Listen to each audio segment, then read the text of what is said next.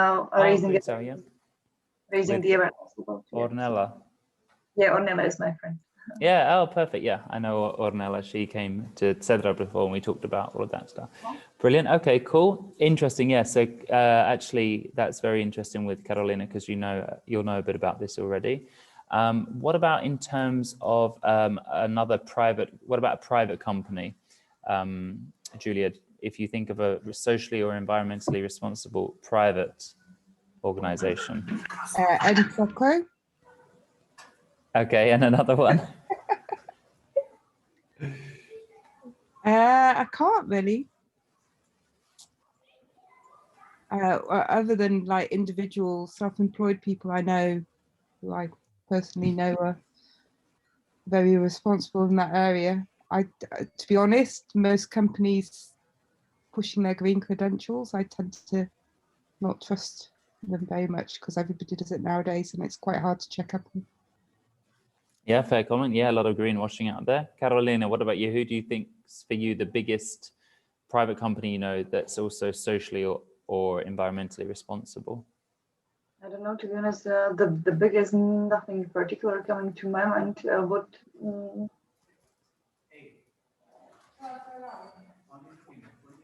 No one comes to mind. No, this is the problem. This is the problem. So there are big ones out there, which we'll look at later. If any come to your mind while I'm speaking, just shout them out, okay? Because they're always good, both of you. Okay, let me see what's going on here. Okay, so what is social enterprise? So you've got the terms social entrepreneurship and social enterprise. So social enterprise is the company, the organization doing it, whereas social entrepreneurship is the concept, yeah? So social enterprise here, it says from the European Commission, it's about combining entrepreneurial activity with a social purpose. And they say that its main aim is to have a social impact rather than maximize profit for owners or shareholders.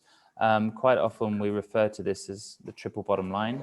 So it's not just about making money, but also having a positive social and environmental impact. So yeah, so basically with that, every decision you make has to take into consideration the people and the planet, as well as profit, because it's not a non-profit organization. It's not an NGO. It's still looking to make money and to grow, which is the difference between, I say, a charity and a social enterprise. And so how does it do this? As I just said, these are the three things it takes into consideration.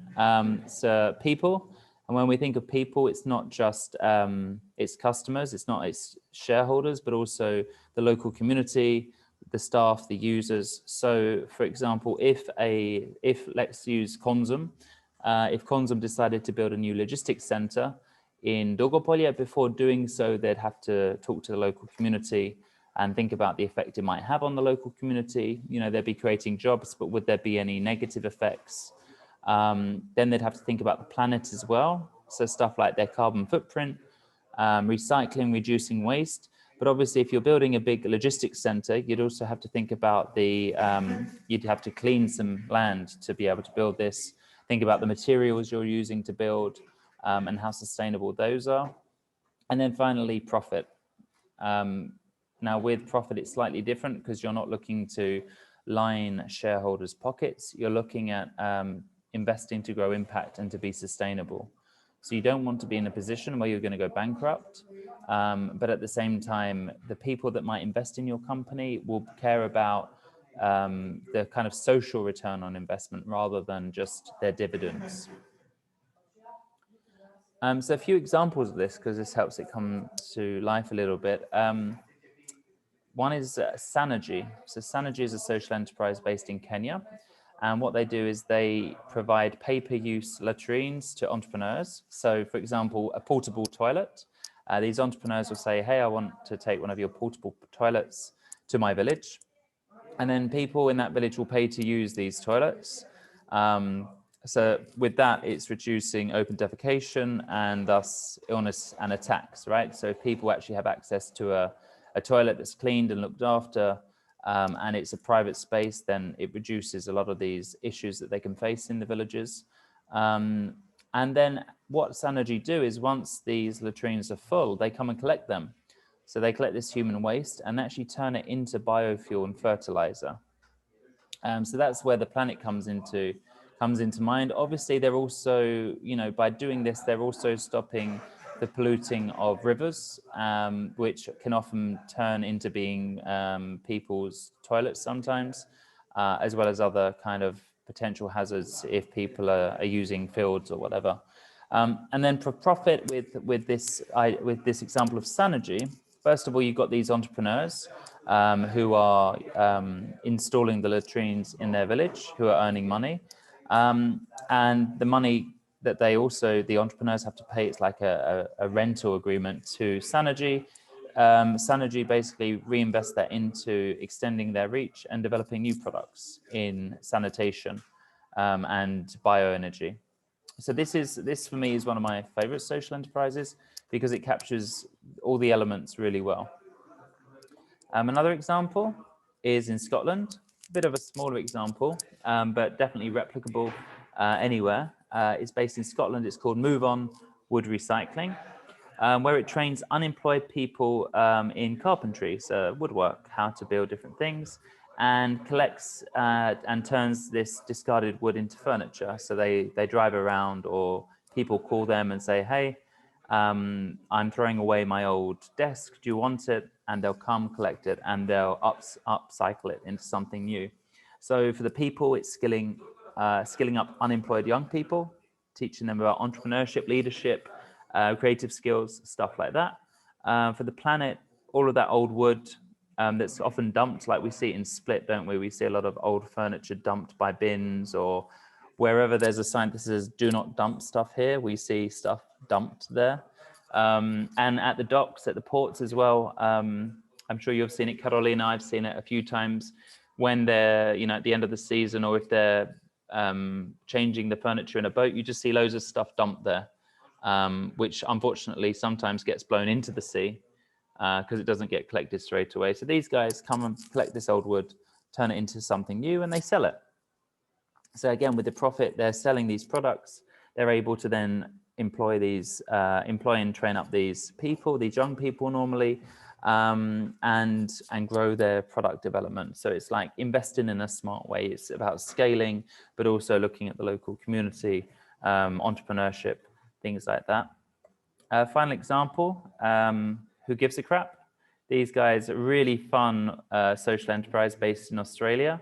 And they're in Australia, the UK, and the US as well. Now they've really grown over the last, say, 5 years. Great social media, like follow it if you ever need inspiration for social media. And they sell toilet paper made from recycled paper.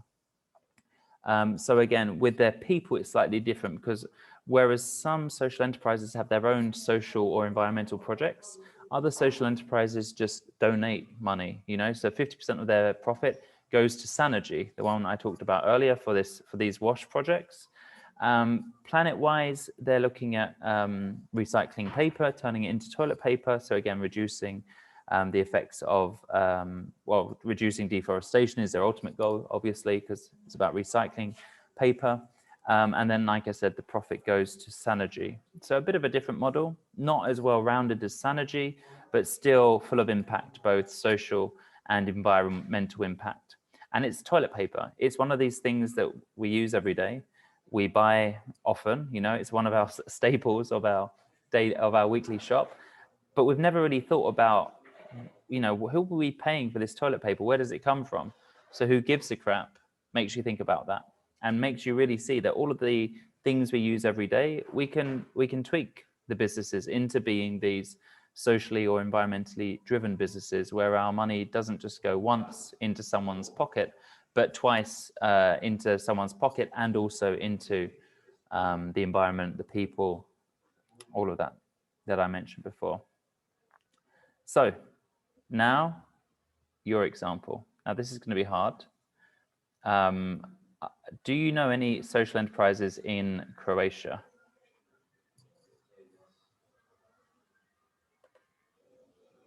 I'm guessing no. Julia, do you know any? And soccer? You can't mention my one.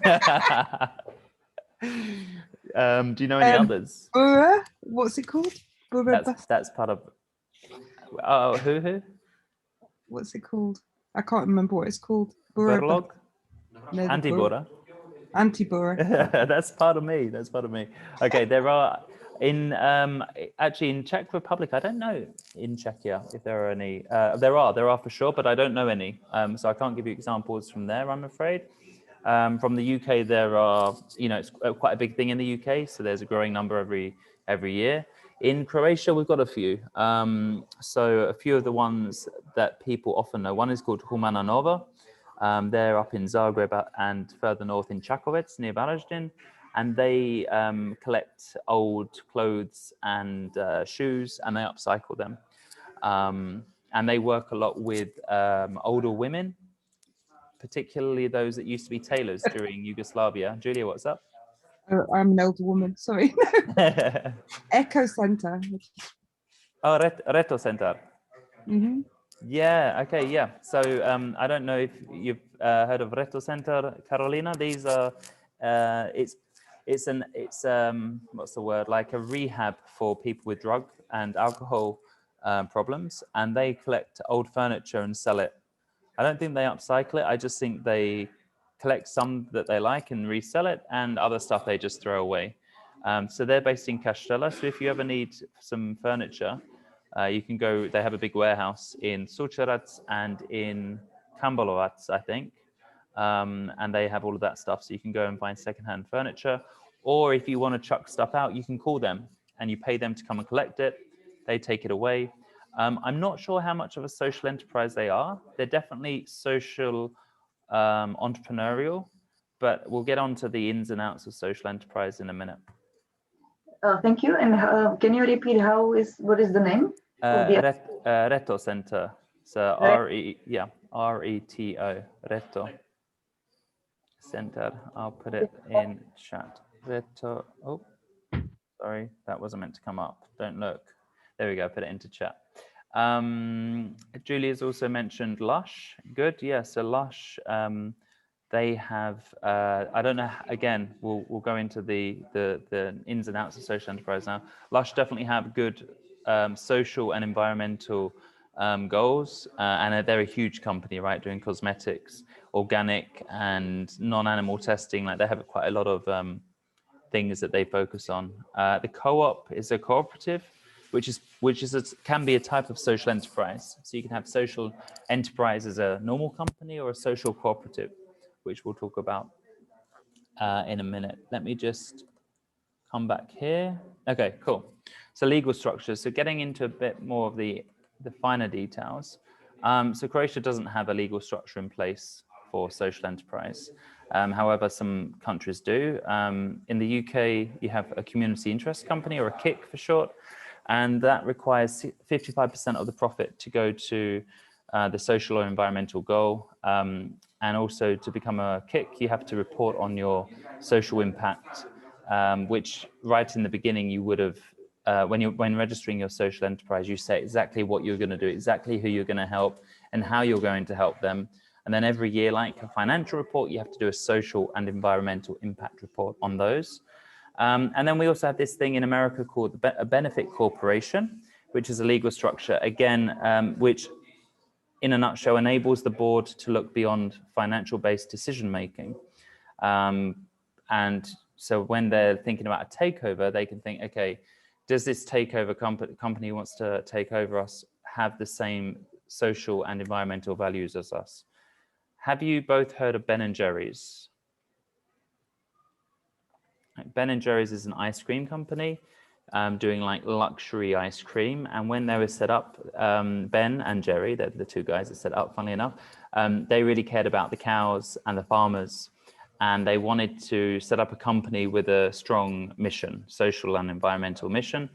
And so they set up Ben & Jerry's, selling this delicious ice cream, really focusing on paying farmers their worth for the milk, but also farmers that look after their cows, that aren't giving them like antibiotics for the sake of giving antibiotics, that aren't doing some of those bad practices out there. Now, they were bought out by Unilever about 25 years ago now, end of the 90s, I think. And when Unilever came along, they offered a good amount of money for Ben & Jerry's. And the board just looked at the money. But actually, in the constitution of Ben & Jerry's, there was this rule that actually the board could look at both the people and planet values of Unilever and decide whether to go with it. Needless to say, in this case, this is quite early on in the world of social enterprise, they didn't. So they took the money and ran. But fortunately, Unilever has maintained Ben & Jerry's as a subsidiary of the company, and it still keeps its social enterprise status. So that's a bonus, even though it's this huge evil corporation, Unilever. So it's good to see, though. It's good to see. And there's a lot of this happening now. When a country doesn't have a legal structure, then you open a non-profit or a limited company. So some social enterprises in Croatia are set up as an udruga, some are set up as a zadruga, cooperative, and then some have like a deo, a jedeo, or something like that. And I have a jedeo here, and I also have these kind of decisions to show exactly what I do with my profit and how I am a social enterprise. So it's not within the legal structure, it's at an added level. And this year, me and a partner in Zagreb, we're hoping to become BCorp certified. So this is where we start hearing about a lot more social enterprises. So BCorp is a self-assessment. You go on to their website and you go through, it's a really in-depth questionnaire about your governance, how you treat your staff, what you do with the community, environmental policy and practice, profit and where you reinvest it, your mission, your vision, loads of stuff. And at the end of it, you get a score. If you score over, I think it's 80, you can be classed as a B Corp, which people say if you're a B Corp, you're pretty much a social enterprise. And there's 3 here. One is Ben & Jerry's that I mentioned. One is Danone. You know, they do all the yogurts and stuff like that. So they have created, Danone International has slowly been separating into these smaller subsidiaries, like Danone UK, to become social enterprise, to make sure they really do care about how they buy, how they deal with their suppliers, how they deal with their staff, stuff like that. And the biggest one is Patagonia. Patagonia provide outdoor clothing and equipment. They're an amazing organization. The guy who set it up has this philosophy that you should always look 7 generations into the future. So if they're creating a jumper, they think, okay, well, what will happen to this jumper in 7 generations' time? Will it have composted or biodegraded? Will it be in the ocean somewhere? They've run adverts saying, don't buy from us. They offer free repair to clothes. Again, like check them out because the stuff they do is completely the opposite to what you see, for example, H&M doing, or any higher, Zara, the opposite to all of those. And their mission and their vision within is throughout the whole organization. There's a book written by the guy that set up Patagonia called Let My People Go Surfing, because his ethos was when people work, a lot of his guys were climbers and surfers, and like a day today is beautiful. And he said, why do people have to be in an office when it's the perfect day to go surfing? So let them go surfing, and when it's time to, when it's not so nice, they can't surf, they can work.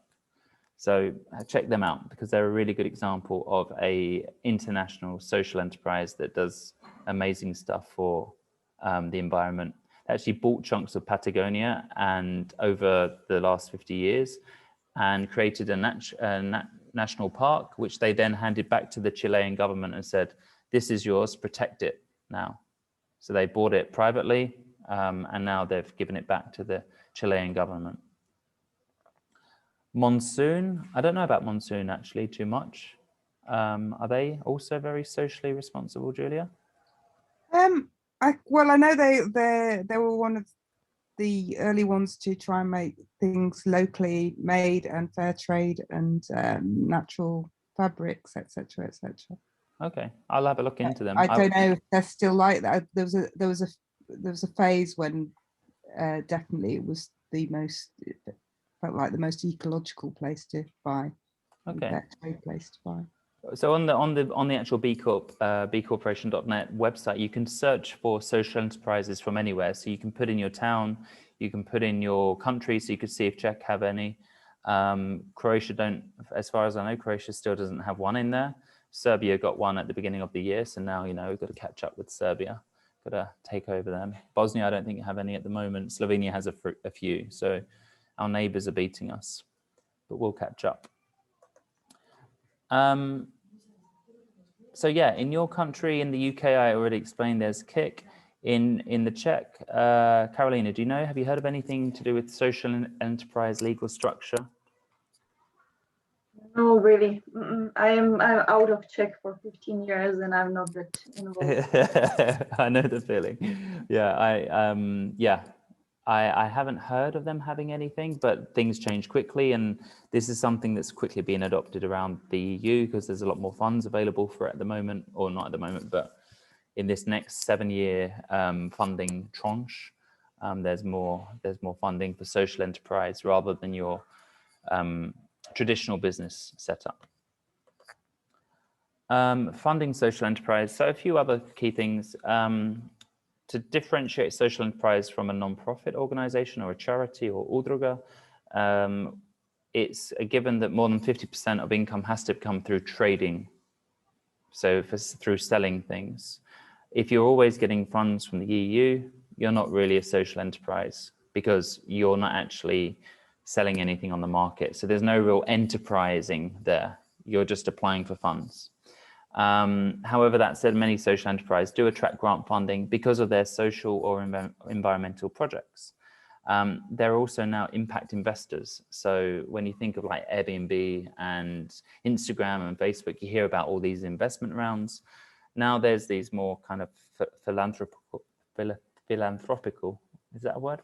People that like philanthropy, who are looking to invest in social enterprise. Like I said, they're looking for that financial and social return on their investment. They're not just looking for pure profit, they're looking for a balance. So the whole kind of eco-sector of social enterprise has grown, and it's taken a bit from the social sector and a bit from the private sector and tried to see where it fits in. But as we found out at the beginning, without much marketing, that's a real kind of weak area or something that's lacking with social enterprise. Here's some examples of funding. So you can see you've got the kind of the scale, more charitable to more commercial, and social enterprise should be leaning to the right of this rather than being all grants. It should be pushing towards the traded area, direct sales, open market, products and services.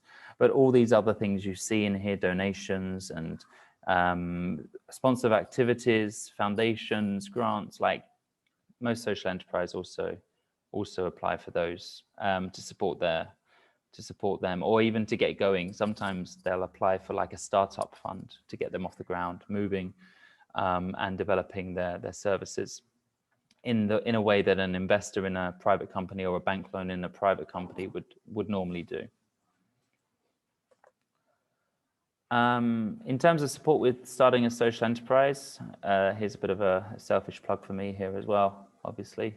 So Ensoko is the name of my organization. As I said before, I work with social entrepreneurs and innovation in various places globally, and slowly putting together resources and videos.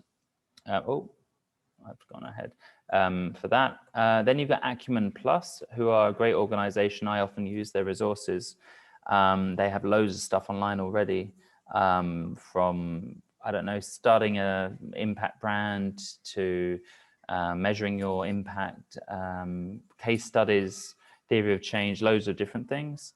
And that's all for free as well. So check them out, Acumen Plus. And these guys, School for Social Entrepreneurs, they're actually my partners in the UK. They send people looking for support in starting their social enterprise to me, and they offer online training and funding for social entrepreneurs, mostly in the UK. They do a few international projects as well.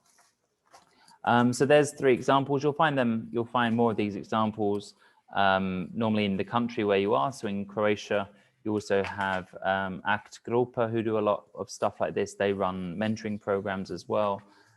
Each country in the EU might have an impact hub. I don't know if you've heard of Impact Hub before. It's a co-working slash training center focused on organizations that have a social or environmental impact. It's actually an international chain, or I don't know if it's a franchise or a chain. I think it's a chain. There's one in Zagreb. So Impact Hub. There's also Impact House in Zagreb, who do similar stuff to me. I work in partnership with them for the projects in Africa and Nepal, that I mentioned earlier. And I'm sure if you looked in your own countries, then you'd find different schools or resource centers as well, probably with all the resources I just mentioned, but in your own language, if you are interested in finding out more. But obviously, if you want to know anything else, then you've got me. Yeah, that's and then more about the project, this project task for come. So that is that's social enterprise in a nutshell, in 30 minutes. Obviously, you can go up into different areas. There's different models. There's different ways of starting, different financial things, as I kind of touched on. But if you have any questions, then I'll be happy to answer them. Michael, I'm really sorry that I need to go, that I didn't manage to organize myself better and to follow the whole presentation till the end. Thank you for this. No worries, Caroline. Really interesting. I might reach with an email or a message. I will think about